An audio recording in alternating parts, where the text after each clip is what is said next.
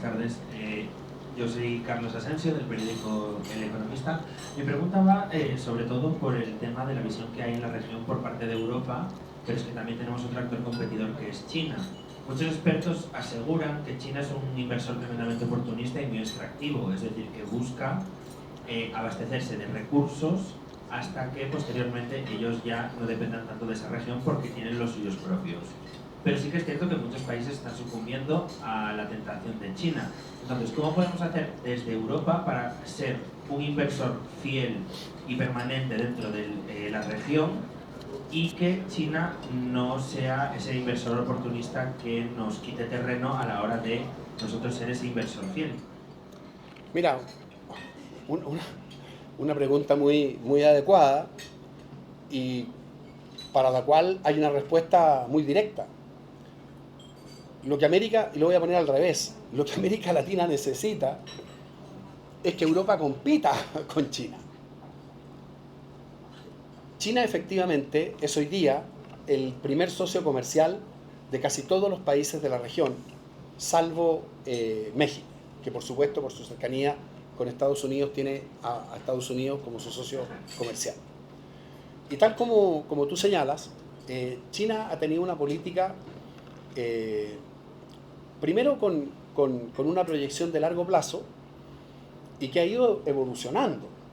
Partió fundamentalmente en el ámbito comercial, pero posteriormente se ha ido desplazando hacia el ámbito de las inversiones y hoy día en la región, digamos, partió en lo comercial, pasó al ámbito de las inversiones y también al ámbito del financiamiento. Y China, en definitiva, en muchos casos es un financista internacional significativo para algunos países. No hay que quejarse de China, porque China se va a quedar en la región. Muchas veces uno escucha ciertas expresiones no tanto de Europa, sino que fundamentalmente de Estados Unidos, en el sentido de que los países de la región, por distintas razones, debieran, como quien dice, prescindir de China. ¿Cómo van a prescindir de China los países de la región cuando China es el primer socio comercial? Cuando en definitiva no solamente adquiere productos que tienen que ver con materias primas, sino que mantienen, o sea, el gran destino, por ejemplo, de la soya argentina, uruguaya y brasileña es precisamente China. Entonces lo que hay que hacer es que Europa, y para eso está Global Gateway y otros instrumentos, necesita tener una presencia más activa. ¿Y qué significa eso? Significa que en las licitaciones de infraestructura, en las licitaciones de proyectos, en las concesiones, Europa tenga un rol más activo del que tiene hoy día. Desde el punto de vista de la región, estoy pensando en América Latina, eso simplemente son buenas noticias. América Latina no quiere verse atenazada, no sé si esa palabra existe, por la pugna entre Estados Unidos y China, o que se le pretenda escoger entre unos y otros, porque no va a escoger entre unos y otros, entre otras cosas porque no puede hacerlo. Pero sí, un tercer actor lo suficientemente significativo abre enormes posibilidades. Y ojo, Europa sigue siendo la primera inversionista en América Latina, es el tercer socio comercial y tiene una ventaja que quizás no se ha aprovechado lo suficientemente. Si uno mira, las inversiones iniciales, por así decirlo, europeas y particularmente españolas en América Latina se remontan a los años 90. Es decir, junto con los procesos de transición a la democracia. Pero ahí hay un tremendo capital. Las empresas europeas están en la región. Son, objetivamente hablando, miles.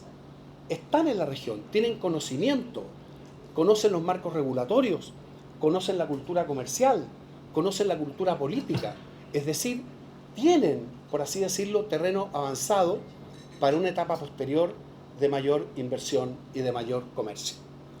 ¿Qué debe hacer Europa? Simplemente plantarse en los pies, competir y salir precisamente a buscar los negocios que hoy día los está haciendo China, simplemente porque no tiene rivales en el escenario. Soy Laura Chesumine del diario El País. Yo le quería preguntar, aunque es un tema del que ya se ha hablado mucho, pues sobre el Mercosur que ha mencionado. Y entonces, bueno, como dijo que todavía hay tareas pendientes por ambos lados del Atlántico, que falta, ya que parece que una vez más, ahora que está en Brasil, pues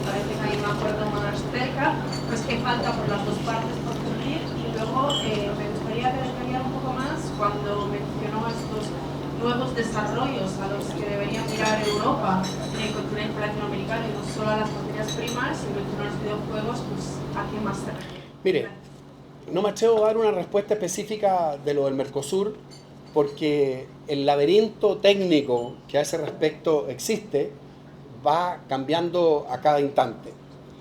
Yo francamente creo, como lo han señalado autoridades tanto europeas como de América Latina, que el Mercosur necesita un impulso político. Al final, los acuerdos comerciales, cuando se negocian, decimos en la región, al detalle de la letra chica, muchas veces se entrampan, muchas veces en definitiva los equipos técnicos generan todo tipo de dificultades que en definitiva hacen que el asunto se entrampe como se ha entrampado durante los 20 últimos años. Lo que se requiere es precisamente una voluntad política de sacar adelante esos acuerdos, cuyas ventajas todos, porque aquí hay una gran paradoja, todo el mundo dice cuáles son las ventajas que tiene el Mercosur, cuáles son las ventajas que tendría para Europa, cuáles son las ventajas que tendría para la región, pero finalmente, por la razón que sea, por proteccionismos velados o por la razón que sea, simplemente no sale adelante. Yo creo que el problema del acuerdo del Mercosur no es hoy día un problema técnico, sino que es un problema de voluntad y de decisión política para sacarlo adelante. Y en cuanto a las oportunidades, yo lo que diría es lo siguiente.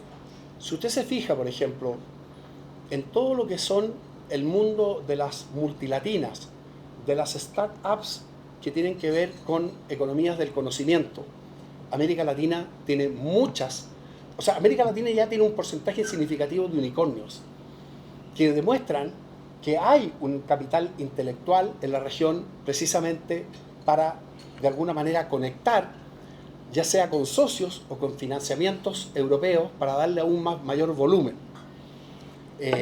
Eso también es muy significativo. Fíjense que cuando se le pregunta a las empresas de América Latina ¿qué les falta por internacionalizarse? Contestan dos cosas.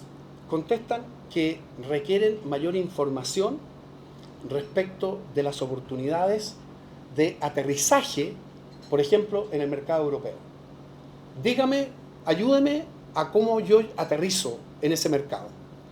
Identifíqueme, ayúdeme a identificar oportunidades, ayúdeme a identificar nichos.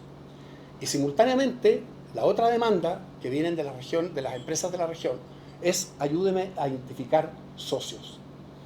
En eso, yo creo que España y Portugal hacen bien su trabajo, pero pueden hacer mucho más para mostrarle a estas empresas de vanguardia dónde están las oportunidades en el mercado europeo y dónde pueden haber socios en el mercado europeo para generar aún más desarrollo.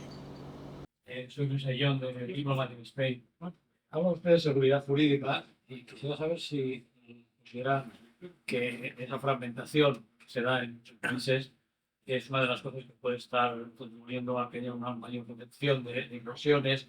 Y también si no considera que algunos gobiernos que han llegado al poder con un tono populista o un tono preocupante para los en Europa debieran hacer algún tipo de gesto para garantizar que va a haber esa seguridad jurídica en sus países. Mire, el populismo no es nunca una buena receta para nada. El populismo es, ni siquiera diría yo hambre para hoy, o sea, pan para hoy y hambre para mañana. Todas sus consecuencias son particularmente negativas. Pero el tema de la seguridad jurídica sí que es un tema que los países de la región debieran abordar con mayor intensidad. Y tal como decía hace unos instantes, eso tiene que ver no solamente con mecanismos expeditos de resolución de controversias, que es algo muy importante, sino con otro fenómeno que muchas veces se da en la región, que tiene que ver con dos facetas. Una es la inestabilidad de los marcos regulatorios.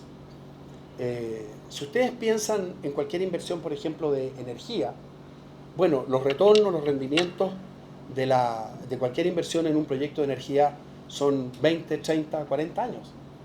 Y en consecuencia, la estabilidad de los marcos regulatorios para poder incluso evaluar las posibilidades de los negocios es muy significativa. Doy un ejemplo. Si uno mira la región, en la mayoría de los países la discusión tributaria es permanente. Los países, como quien dice, cíclicamente discuten el tema de los tributos. La mayoría de las veces al alza, muy pocas veces a la baja. Eso por supuesto que es negativo, porque si las empresas, si los inversionistas no tienen un horizonte tributario lo suficientemente claro, con una lógica de largo plazo, bueno, obviamente que eso genera importantes desincentivos. Es una variable muy difícil de manejar. Pero hay otro fenómeno que, en definitiva, también los países deben cuidar y las administraciones deben cuidar, que es cuando se mantienen inalterados los marcos regulatorios legales, pero la interpretación administrativa de esos marcos regulatorios cambia. Porque eso también es otra fuente de incertidumbre.